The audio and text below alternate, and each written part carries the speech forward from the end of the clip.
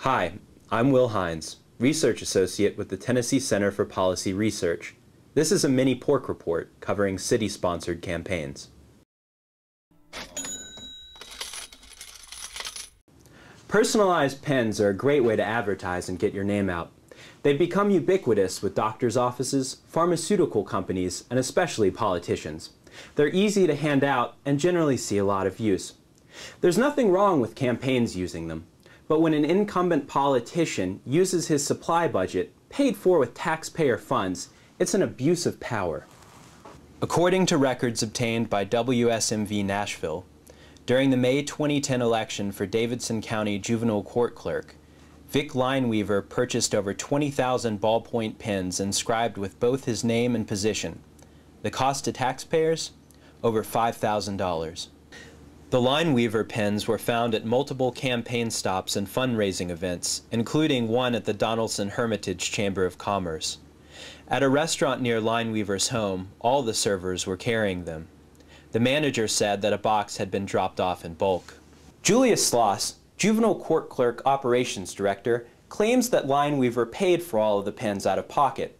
However, Lineweaver's financial disclosure does not discuss the pens at all.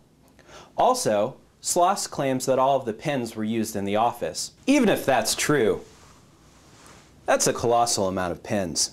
Finally, Sloss points out that none of the pens read, "Re-elect Lineweaver."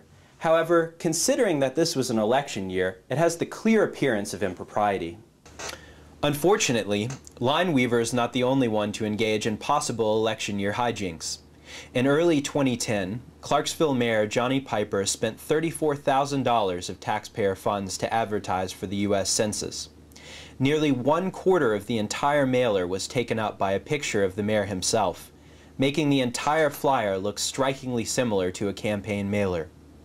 In emails obtained by TCPR, the mayor defended his actions, including the $34,000 price tag, as a necessary expenditure.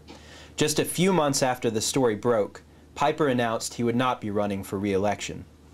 Campaigning with taxpayer money is never appropriate and is a gross misuse of power. Politicians should be held accountable for the ways that they spend their money, putting their constituents' needs above their desires for re-election.